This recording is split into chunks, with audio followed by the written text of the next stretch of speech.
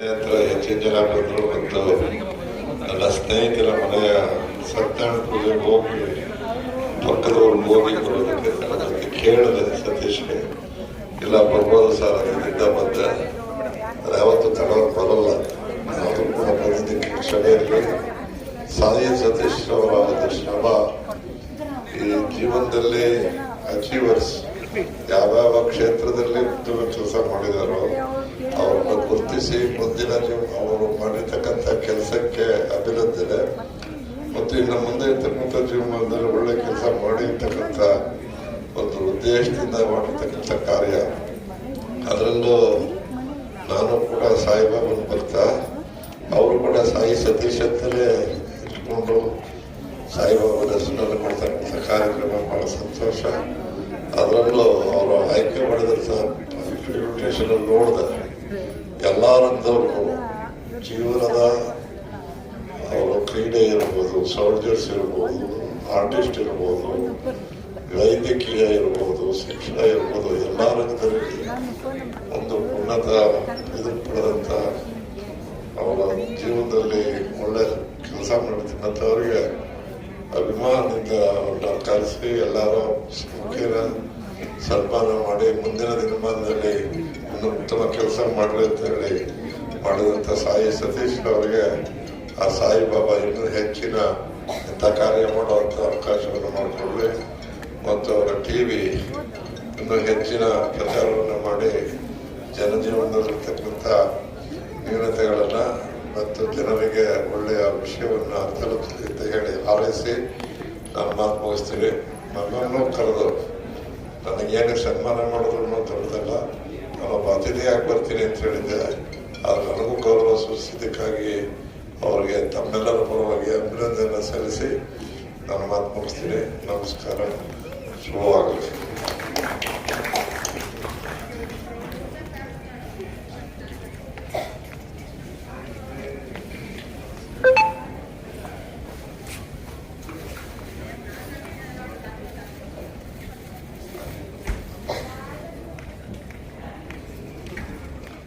ಹತ್ರ ಹೆಚ್ಚಿನ ಜನ ಬಂದರು ಮತ್ತು ನನ್ನ ಸ್ನೇಹಿತರ ಮನೆಯ ಸತ್ಯನಾರಾಯಣ ಪೂಜೆಗೆ ಹೋಗಿ ಪಕ್ಕದವ್ರು ಹೋಗಿ ಬರೋದಕ್ಕೆ ಅದಕ್ಕೆ ಕೇಳಿದೆ ಸತೀಶ್ಗೆ.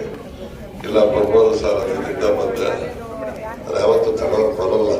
ನಾವು ಕೂಡ ಬಂದಿದ್ದಕ್ಕೆ ಕ್ಷಣೆಯಲ್ಲಿ ಸಾಯಿ ಸತೀಶ್ ಅವರ ಒಂದು ಶ್ರಮ ಈ ಜೀವನದಲ್ಲಿ ಅಚೀವರ್ಸ್ ಯಾವ್ಯಾವ ಕ್ಷೇತ್ರದಲ್ಲಿ ಉತ್ತಮ ಕೆಲಸ ಮಾಡಿದಾರೋ ಅವ್ರನ್ನ ಗುರುತಿಸಿ ಮುಂದಿನ ಅವರು ಮಾಡಿರ್ತಕ್ಕಂಥ ಕೆಲಸಕ್ಕೆ ಅಭಿನಂದನೆ ಮತ್ತು ಇನ್ನು ಮುಂದೆ ಇರ್ತಕ್ಕಂಥ ಜೀವನದಲ್ಲಿ ಒಳ್ಳೆ ಕೆಲಸ ಮಾಡಿರ್ತಕ್ಕಂಥ ಒಂದು ಉದ್ದೇಶದಿಂದ ಮಾಡಿರ್ತಕ್ಕಂಥ ಕಾರ್ಯ. ಅದರಲ್ಲೂ ನಾನು ಕೂಡ ಸಾಯಿಬಾಬನ ಭಕ್ತ, ಅವರು ಕೂಡ ಸಾಯಿ ಸತೀಶ್ ಅಂತಲೇ ಇಟ್ಕೊಂಡು ಸಾಯಿಬಾಬನ ಹೆಸರಲ್ಲಿ ಮಾಡ್ತಕ್ಕಂಥ ಕಾರ್ಯಕ್ರಮ ಬಹಳ ಸಂತೋಷ. ಅದರಲ್ಲೂ ಅವರು ಆಯ್ಕೆ ಮಾಡಿದಂಥ ಇನ್ವಿಟೇಷನ್ ನೋಡಿದೆ ಎಲ್ಲರಂಥವ್ರು ಜೀವನದ ಅವರು ಕ್ರೀಡೆ ಇರ್ಬೋದು, ಸೋಲ್ಜರ್ಸ್ ಇರ್ಬೋದು, ಆರ್ಟಿಸ್ಟ್ ಇರ್ಬೋದು, ವೈದ್ಯಕೀಯ ಇರ್ಬೋದು, ಶಿಕ್ಷಣ ಇರ್ಬೋದು, ಎಲ್ಲ ರಂಗದಲ್ಲಿ ಒಂದು ಉನ್ನತ ಇದು ಪಡೆದಂಥ ಅವರ ಜೀವನದಲ್ಲಿ ಒಳ್ಳೆ ಕೆಲಸ ಮಾಡ್ತಕ್ಕಂಥವ್ರಿಗೆ ಅಭಿಮಾನದಿಂದ ಅವ್ರನ್ನ ಕರೆಸಿ ಎಲ್ಲರೂ ಮುಖ್ಯನ ಸನ್ಮಾನ ಮಾಡಿ ಮುಂದಿನ ದಿನಮಾನದಲ್ಲಿ ಇನ್ನು ಉತ್ತಮ ಕೆಲಸ ಮಾಡಲಿ ಅಂತ ಹೇಳಿ ಮಾಡಿದಂಥ ಸಾಯಿ ಸತೀಶ್ ಅವರಿಗೆ ಆ ಸಾಯಿಬಾಬಾ ಇನ್ನೂ ಹೆಚ್ಚಿನ ಇಂಥ ಕಾರ್ಯ ಮಾಡುವಂಥ ಅವಕಾಶವನ್ನು ಮಾಡಿಕೊಳ್ಳಿ ಮತ್ತು ಅವರ ಟಿವಿ ಇನ್ನೂ ಹೆಚ್ಚಿನ ಪ್ರಚಾರವನ್ನು ಮಾಡಿ ಜನಜೀವನದಲ್ಲಿರ್ತಕ್ಕಂಥ ನ್ಯೂನತೆಗಳನ್ನು ಮತ್ತು ಜನರಿಗೆ ಒಳ್ಳೆಯ ವಿಷಯವನ್ನು ತಲುಪಲಿ ಅಂತ ಹೇಳಿ ಹಾರೈಸಿ ನಾನು ಮಾತು ಮುಗಿಸ್ತೀನಿ. ನನ್ನನ್ನು ಕರೆದು ನನಗೇನು ಸನ್ಮಾನ ಮಾಡಿದ್ರು ದೊಡ್ಡದಲ್ಲ, ನಾನೊಬ್ಬ ಅತಿಥಿಯಾಗಿ ಬರ್ತೀನಿ ಅಂತ ಹೇಳಿದ್ದೆ. ಅದು ನನಗೂ ಗೌರವ ಸೂಚಿಸಿದ್ದಕ್ಕಾಗಿ ಅವರಿಗೆ ತಮ್ಮೆಲ್ಲರ ಪರವಾಗಿ ಅಭಿನಂದನೆ ಸಲ್ಲಿಸಿ ನಾನು ಮಾತು ಮುಗಿಸ್ತೀನಿ. ನಮಸ್ಕಾರ, ಶುಭವಾಗಲಿ.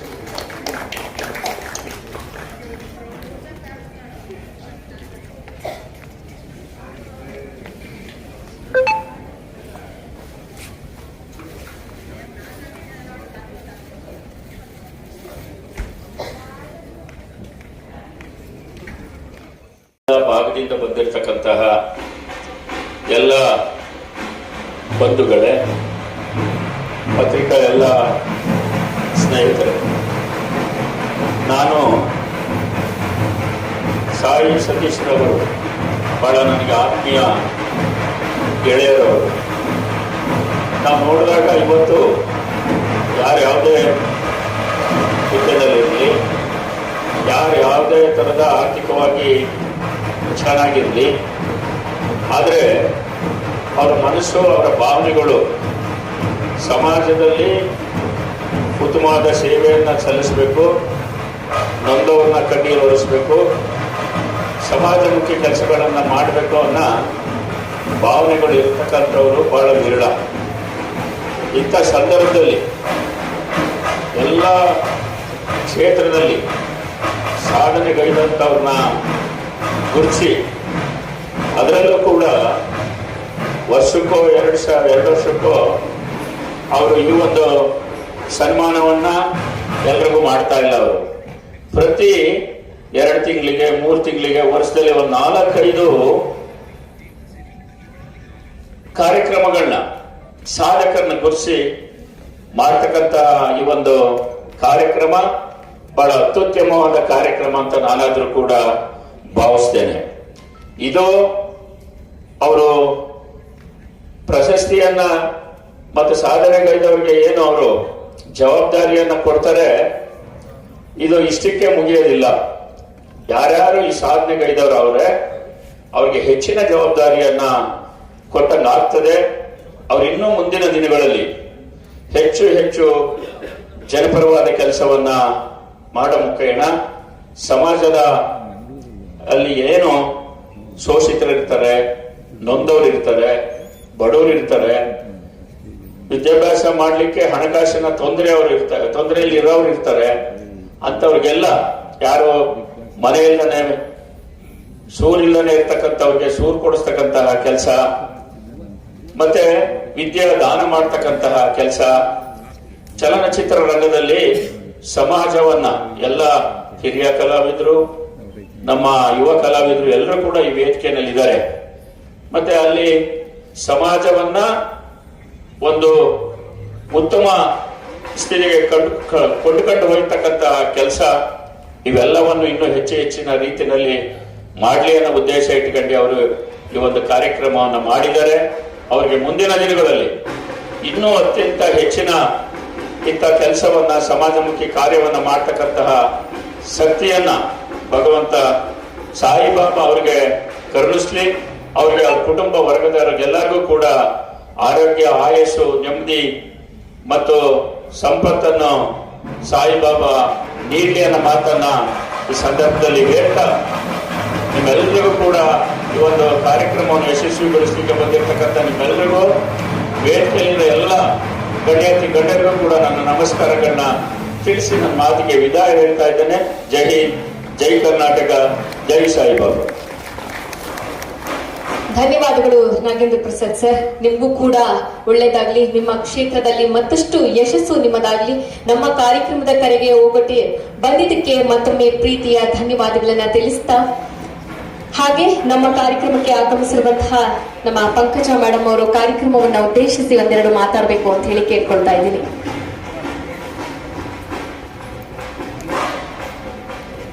ಹೆಣ್ಣು ಮಕ್ಕಳಿಗೆ 2 ಮಾತಿಲ್ಲಪ್ಪ, 4 ಮಾತಾಡ್ಬೇಕು. ಯಾಕೆಂದ್ರೆ ಫಸ್ಟ್ ಪ್ರಿಫರೆನ್ಸು ಹೆಣ್ಮಕ್ಳಿಗೆ ಅಲ್ವಾ.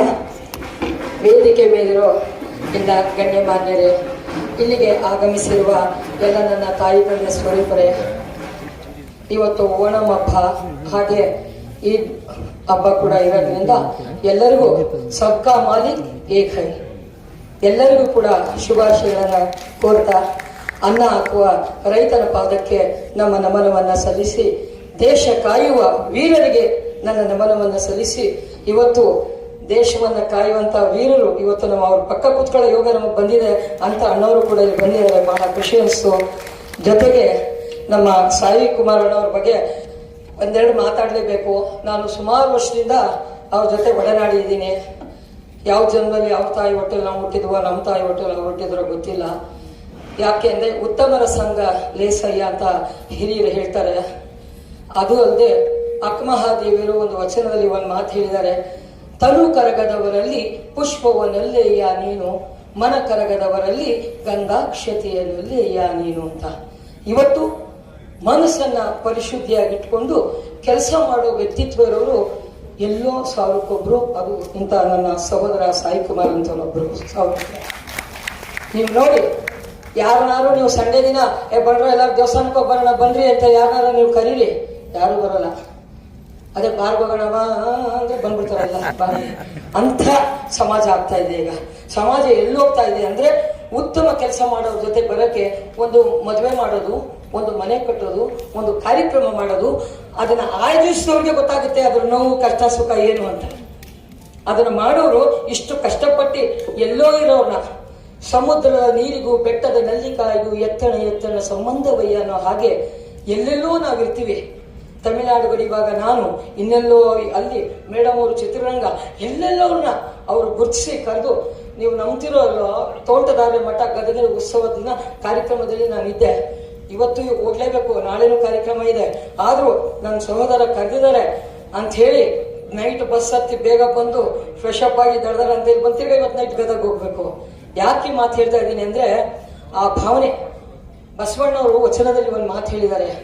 ಮನಸ್ಸಿನ ಭಾವನೆ ಶುದ್ಧಿ ಇರುವವನು ಇಲ್ಲಿ ಸಲ್ಲುವವನು ಅಲ್ಲಿ ಸಲ್ಲುವನಯ್ಯ, ಅಲ್ಲಿ ಸಲ್ಲುವವನು ಇಲ್ಲಿ ಸಲ್ಲುವನಯ್ಯ. ಭಾವನೆಗಳು ಪರಿಪಕ್ವವಿಲ್ಲವಾದರೆ ಎಲ್ಲೆಲ್ಲೂ ಸಲ್ಲನಯ್ಯ ಕೂಡಲ ಸಂಗಮ ದೇವ ಅಂತ ಬಸವಣ್ಣ ಹೇಳಿದ್ದಾರೆ.